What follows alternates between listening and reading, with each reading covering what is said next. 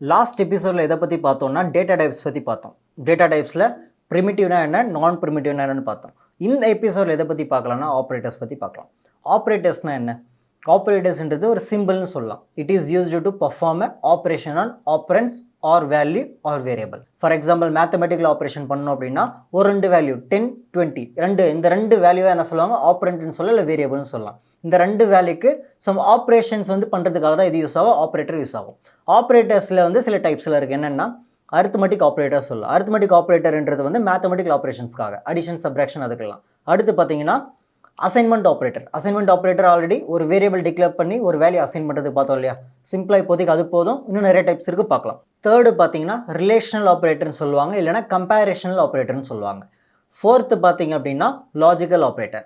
இதில் relational operator பார்த்தீங்கன்னா ரெண்டு வேல்யூவை கம்பேர் பண்ணுறது. இப்போ 10 விட 20 பெருசாக இருக்கா சின்னதாக இருக்கா, இந்த மாதிரி கம்பேர் பண்ணுறதுக்கு ரிலேஷனல் ஆப்ரேட்டர் யூஸ் ஆகும். ஃபைனலாக பார்த்தீங்கன்னா லாஜிக்கல் ஆப்ரேட்டர். லாஜிக்கல் ஆப்ரேட்டர்ன்றது மல்டிபிள் கண்டிஷனை கம்பேர் பண்ணுறது. ஓகேவா? ஸோ இதில் ஃபர்ஸ்ட் அரித்மெட்டிக் ஆப்ரேட்டர் நம்ம பார்க்கலாம். அரித்மெட்டிக் ஆப்ரேட்டர்ன்றது சிம்பிளாக முன்னாடி சொன்னது தான். It is used to perform a mathematical operation on values. ஓகேவா? அதில் என்னென்ன டைப்ஸ் இருக்குன்னா addition, subtraction, multiplication, division, modulus, increment, டிக்ரிமெண்ட்னு இந்த டைப்ஸ்லாம் இருக்குது. சரியா? ஸோ இது எக்ஸாம்பிள் பார்த்துடலாமா? ஆல்ரெடி என்னோட டேரக்டரிக்கு வந்தாச்சு. இதில் புதுசாக ஒரு file operators.js.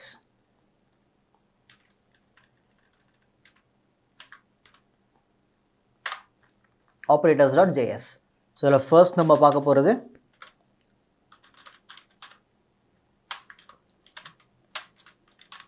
Arithmetic operator. Arithmetic ஆப்ரேட்டரில் ஸோ ஃபர்ஸ்ட் பார்த்தீங்கன்னா அடிஷனுக்கு 10 + 20. ஓகேவா? ஸோ இதுதான் ஆப்ரண்ட்னு சொல்லுவாங்க. 10ன்றது ஒரு ஆப்ரண்ட், 20ன்றது ஒரு ஆப்ரண்ட். ஸோ இந்த ரெண்டு ஆப்ரண்ட் மேலே ஆப்ரேஷன்ஸ் நடக்குது இல்லையா. ஸோ அதனால தான் என்ன சொல்லுவாங்க, ஆப்ரேட்டர்னு சொல்லுவாங்க. ஓகே.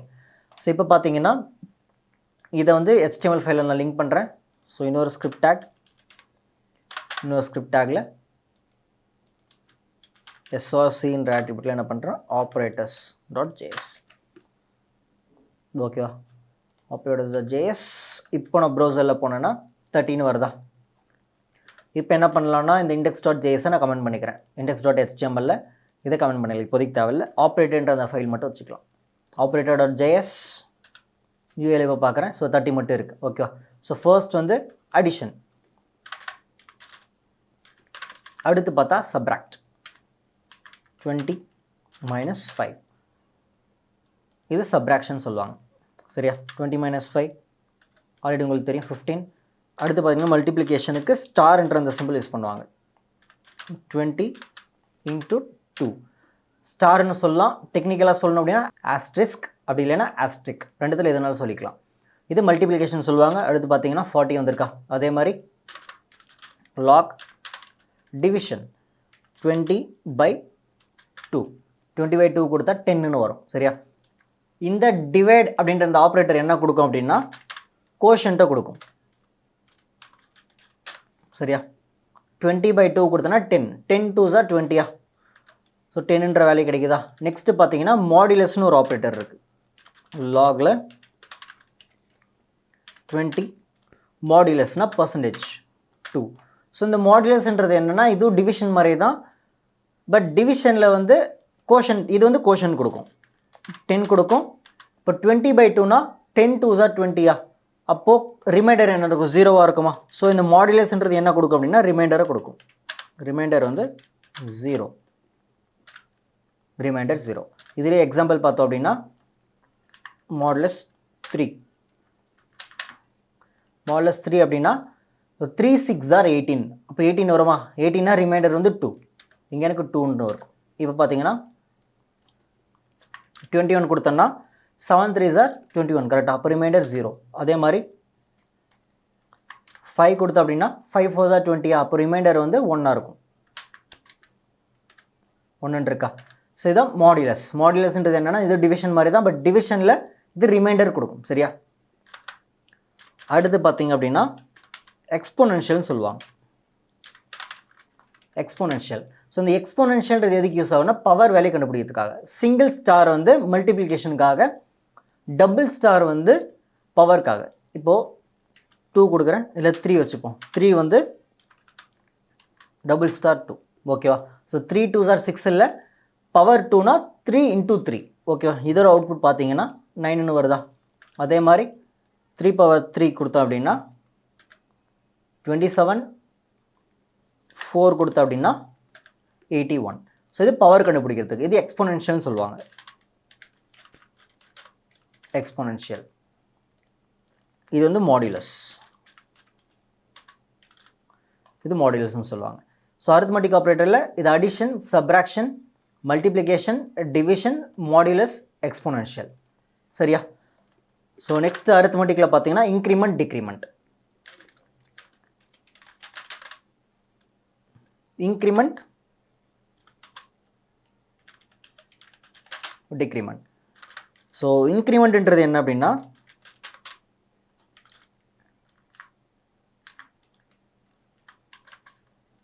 டபுள் ப்ளஸ் ஓகேவா. 2 ப்ளஸ் கொடுத்தோம் அப்படின்னா இது இன்க்ரிமெண்ட்னு சொல்லுவாங்க. டிக்ரிமெண்ட்டுக்கு வந்து 2 மைனஸ் கொடுப்பாங்க. இது டிக்ரிமெண்ட். சரியா. ஸோ ஃபர்ஸ்ட் வந்து இன்க்ரிமெண்ட் பற்றி பார்க்கலாம். இன்க்ரிமெண்ட்.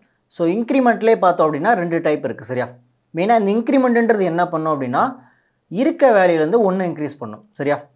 இருக்க வேல்யூலேருந்து இன்க்ரிமெண்ட் போகிறதுக்கு முன்னாடி சே ஃபார் எக்ஸாம்பிள் எனக்கு ஒரு வேரியபிள் இருக்குது. லெட் நம் ஈக்குவல் டு 10ன்னு ஒரு வேல்யூ இருக்குது. சரியா. இப்போது இந்த வேல்யூக்கு வந்து எனக்கு 1 ஆட் பண்ணணுன்னா நீங்கள் என்ன பண்ணலாம்.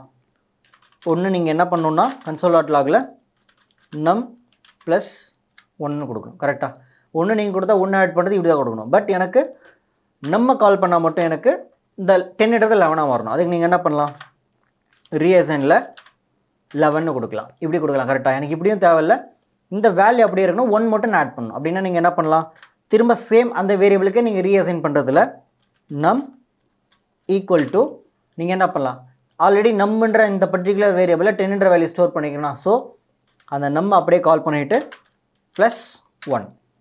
சரியா. புரிஞ்சிருக்குன்னு நினைக்கிறேன். இப்போ இந்த இந்த நம்முக்கே திரும்ப நான் எப்படி ரீஅசைன் பண்ணுறேன் அப்படின்னா ஆல்ரெடி நம்முக்கு வந்து 10ன்ற வேல்யூ அசைன் பண்ணியிருக்கேன்னா ஸோ திரும்ப அந்த நம்ம கால் பண்ணால் இந்த இடத்துல எனக்கு என்ன இருக்கும் அப்படின்னா 10 + 1 கொடுத்தேன் அப்படின்னா இந்த நம்மோட வேல்யூ எனக்கு என்ன மாறிடும், 11 மாறி இருக்கும். 11. 17th லைனில் நம்மோட வேல்யூ 10, 19th லைனில் நம்மோட வேல்யூ 11 இருக்கும். இப்போ யூஏல போய் பார்த்தோன்னா ஃபைனலாக 11 இருக்கா. ஸோ 81க்கு அப்புறம் 11. இங்கே 3 power 4 கொடுத்தோன்னா 81, 81க்கு அப்புறம் console.log பார்த்தீங்க அப்படின்னா ஒரு பிரிண்டிங் ஸ்டேட்மெண்ட் நம்ம தான் இருக்குது. நம்மள வந்து 11 இருக்கும். அதே மாதிரி ப்ளஸ் 5 கொடுத்தோன்னா 10லேருந்து 5 இன்க்ரீஸ் ஆகி 15 இருக்கும். இப்போதைக்கு 1. ஓகேவா. ஒரே ஒரு வேல்யூ இன்க்ரீஸ் பண்ணணும் அப்படின்னா எனக்கு இவ்வளோ பேர் ப்ராசஸ் இருக்குது. நம் ஈக்குவல் டு நம் ப்ளஸ் 1 இருக்குல்ல. ஸோ இதை இன்னும் சிம்பிளாக எழுதுறதுக்காக தான் இன்க்ரிமெண்ட், டிக்ரிமெண்ட்னு ஒன்று கொண்டு வந்தாங்க. இப்போ இதையே நான் என்ன பண்ணுறேன், லெட் நம் ரீடிக்ளேர் பண்ணியிருக்கேன். ஸோ லெட்டில் ரீடிக்ளேர் பண்ண முடியாதுன்னு ஆல்ரெடி நமக்கு தெரியும்.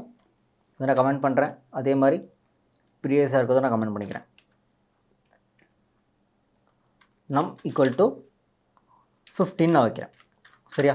இதை ஒரு வேல்யூ எப்படி இன்க்ரீஸ் பண்ணலாம் அப்படின்னா டேரெக்டாக நம்ம ஃபாலோ பண்ணி எந்த வேரியபிளுக்கு நீங்கள் ஒரு வேல்யூ இன்க்ரீஸ் பண்ணணுமோ அந்த வேரியபிளை கால் பண்ணிவிட்டு அதுக்கு பக்கத்தில் நீங்கள் ப்ளஸ் கொடுத்தா போதும். லாகில் இந்த நம்ம கால் பண்ணால் இப்போ இதோட வேல்யூ எனக்கு என்னவா இருக்குன்னா 16 மாறி இருக்கும். 16. இந்த வேரியபிள் இப்போ 15 கொடுத்துருக்கேன்னா இதில் பார்த்தீங்க அப்படின்னா ஒரு வேரியபிளுக்கு ரைட்லேயும் ப்ளஸ் கொடுக்கலாம் இன்க்ரிமெண்ட்டில். அதே மாதிரி வேரியபிளுக்கு லெஃப்ட்லேயும் நீங்கள் ப்ளஸ் கொடுக்கலாம்.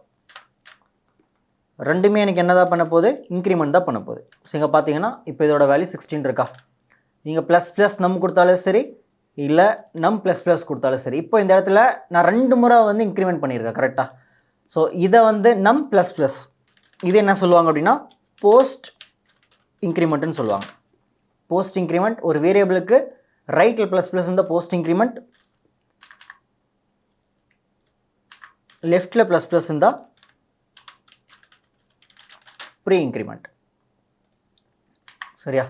இது ரெண்டுமே என்ன பண்ணணும்னா ஒரு வேரியபிள்லேருந்து ஒரு வேல்யூவை இன்க்ரீஸ் பண்ண போகுது. ஒரு வேரியபிளில் ஒரு வேல்யூ அசைன் பண்ணியிருப்பேன், இருக்கிற வேல்யூலேருந்து 1 இன்க்ரீஸ் பண்ணணும். ரெண்டுமே சரியா. போஸ்ட்டாக இருந்தாலும் சரி, ப்ரீயாக இருந்தாலும் சரி. பட் இந்த இடத்துல அந்த வேரியபிளுக்கு டேரெக்டாக வந்து நான் ரீஅசைன் பண்ண சொல்லியிருக்கேன். ரீஅசைன் பண்ண அப்படின்னா இங்கே நான் ஒரு வேரியபிள் பக்கத்தில் எதுக்கு ப்ளஸ் ப்ளஸ் கொடுக்குறோன்னா அந்த வேரியபிளோட வேல்யூ கண்டிப்பாக வந்து ஒன்று இன்க்ரீஸ் ஆகும். ஸோ ஃபஸ்ட்டு இந்த 26 லைன் வரும்போது இதோட வேல்யூ எனக்கு என்னவா மாறும்? இதுக்கு என்ன மீனிங்னா நம் ஈக்குவல் டு நம் ப்ளஸ் 1. ஓகேவா? ஸோ இப்போ இங்கே நம்மோட வேல்யூ என்ன 15 15 ப்ளஸ் 1 ஈக்குவல் டு 16 இருக்கும். இந்த 26th லைன் கம்ப்ளீட் ஆகும்போது நம்மோட வேல்யூ இங்கே இருக்கிறது என்னவா மாறிடும்? 16 மாறிடும். அடுத்து பார்த்தீங்கன்னா இந்த லைன் திரும்ப ப்ரீ இன்க்ரிமெண்ட்டாக இருந்தாலுமே இது நமக்கு வந்து நான் என்ன பண்ணியிருக்கேன், ஒரு வேல்யூ இன்க்ரீஸ் பண்ணியிருக்கேனா. ஸோ இந்த 26th லைன் கம்ப்ளீட் ஆகும்போது நம்மளோட வேல்யூ என்னது 16. இப்போ இந்த 16லேருந்து எனக்கு என்ன ஆகும்? இங்கே பார்த்தீங்க அப்படின்னா திரும்ப நம் ஈக்குவல் டு நம் ப்ளஸ் 1 ஆகுமா? ப்ரீ இன்க்ரிமெண்ட்டாக இருந்தாலும் டேரெக்டாக இந்த வேரியபிளுக்கு மட்டும் நான் கொடுக்குறனால நம் ஈக்குவல் டு நம் ப்ளஸ் 1 இருக்கும். ஆல்ரெடி நம்மோட வேல்யூ எனக்கு என்னது 16 இருக்கா இந்த 26 லைன் கம்ப்ளீட் ஆகும்போது. ஸோ 16 ப்ளஸ் 1 கொடுத்தேன் அப்படின்னா ஃபைனலாக 26 லைன் வரும்போது 16, 27th லைன் வரும்போது 17.